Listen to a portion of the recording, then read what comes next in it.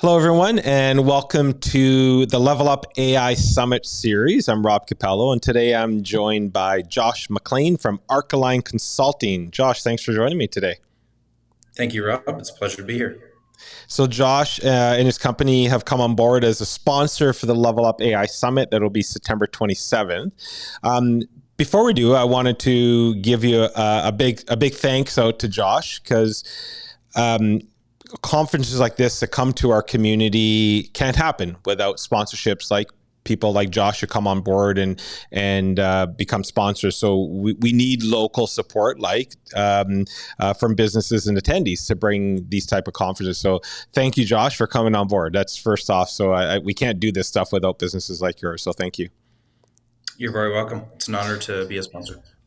And before we jump in, we're here to talk about the AI Summit and your involvement, but let's let people know what Arcalign is. What is Arcalign Consulting? Arcalign Consulting is a small business that specializes in providing IT architecture services to corporations.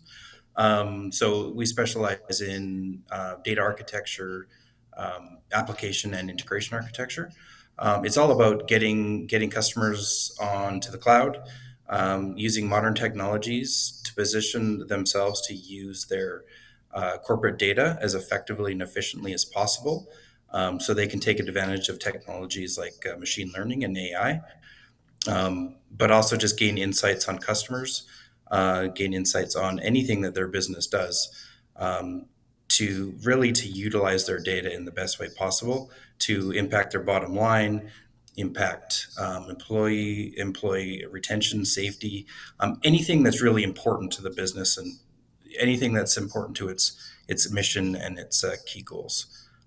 That's what we help with to make sure that their systems and their data is best used for them. How long have you been doing this, Josh? How long have you owned the business? It's a fairly new business. Okay. I started it April 2023, Okay. so just over a year in business. Okay. But I have over 20 years of experience in the information technology space. I started off my career as a software developer, Okay. and then kind of went to engineer, and then to architecture. So it's been a progression over the last 22 or so years. So. What inspired you to actually start your own company then?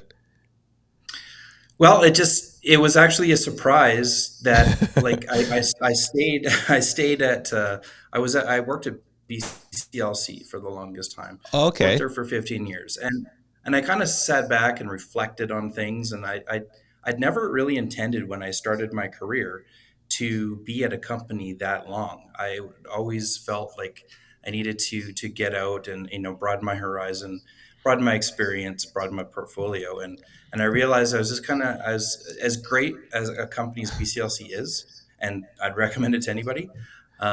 It was just time to move on. So I kind of took the leap and left and went to become an employee at another company. And that was short lived. Unfortunately, they laid off all of their North American staff. Oh, wow. Um, the company, like in a kind of company merger. So that kind of left me in a position where I had kind of a clean slate, and I could do what I wanted.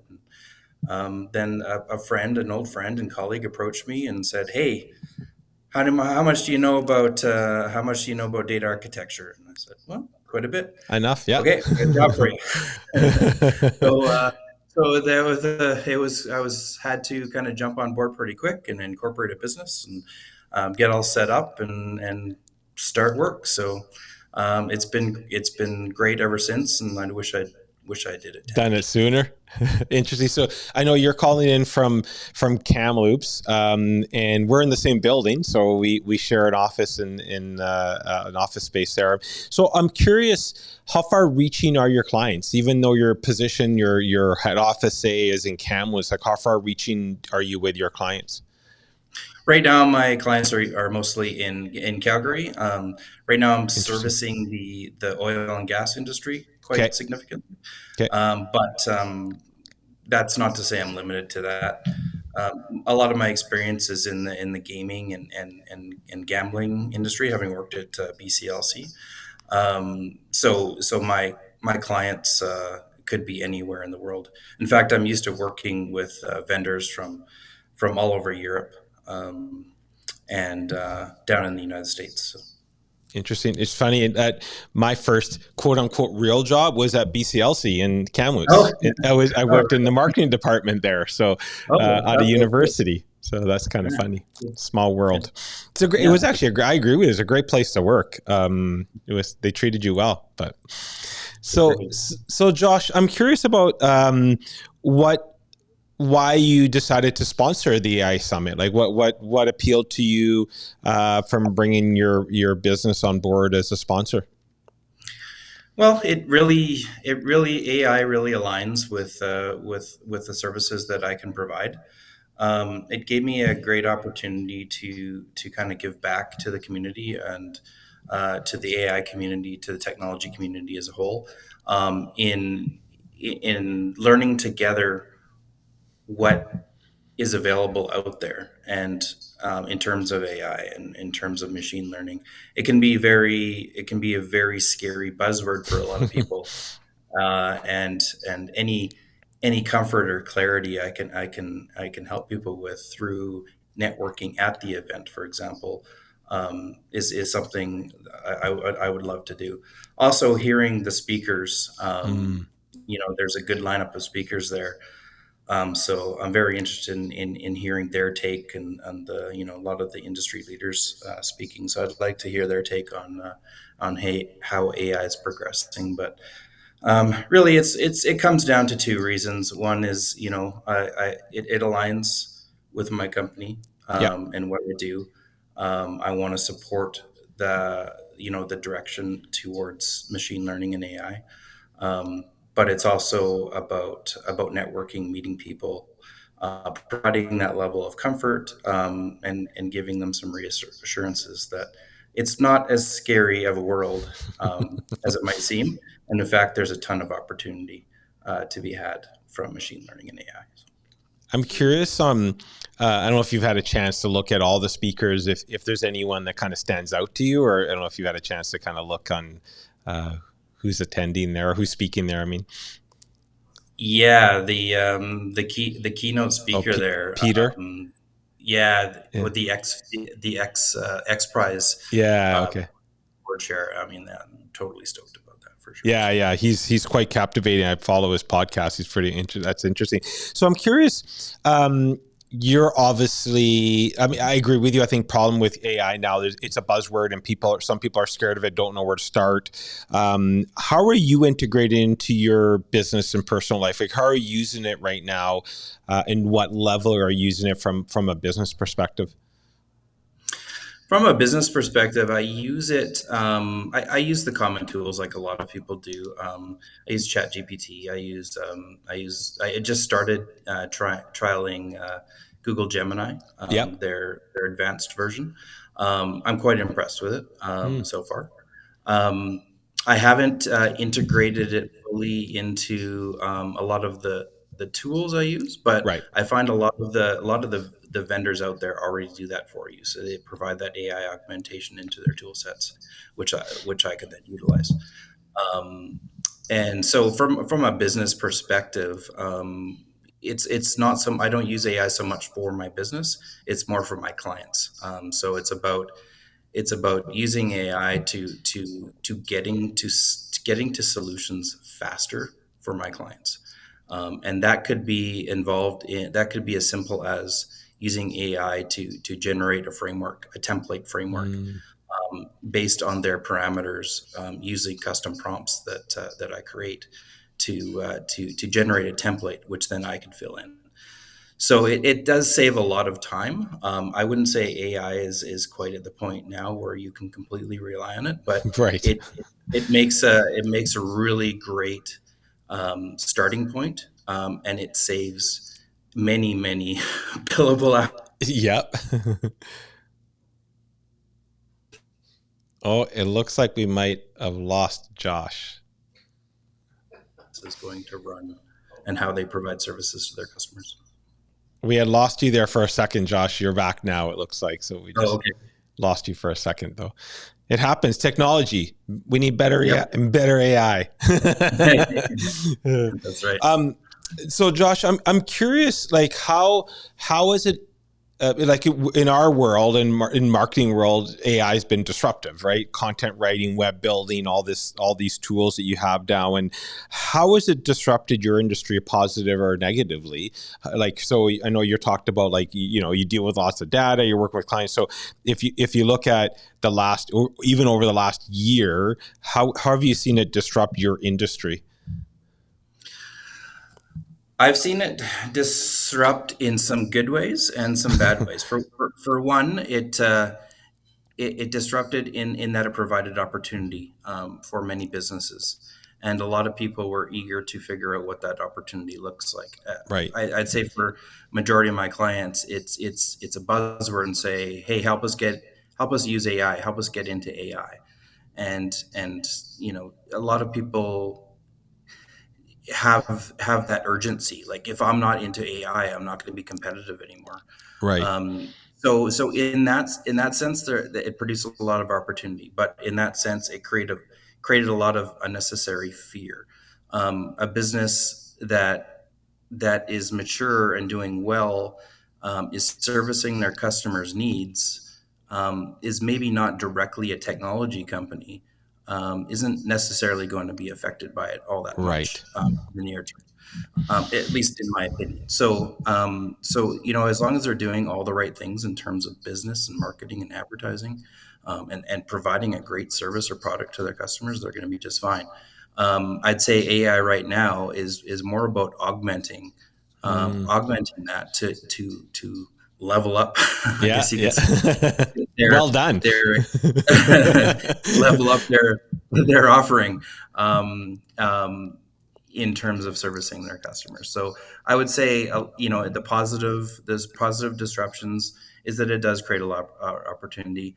The negative is that it created a lot of fear and urgency where it may not have been necessary. Um, so it's good with the bad. Yeah, absolutely. And we're seeing that in every industry for sure. So I'm curious, how do you stay up to date? How do you find out? You said you just started using Gemini, I think you mentioned. So how are you staying up to date on the new tools and what's out there? Are you a podcast guy? Are you a researcher? Are you online a lot? Like, how are you staying up to date on what's happening? I typically like to read. Okay. I go online and read. I take a lot of online courses. Okay. I find it's very efficient. If I traveled more, I'd probably be more into podcasts. Fair enough. But with having full time contracts and a Yeah. family, and wanting Yeah. to have work life balance, especially with a 5-year-old who's very busy, and a 16-year-old who's in the throes of her teenage years, and a 20-year-old going through trying to figure out life.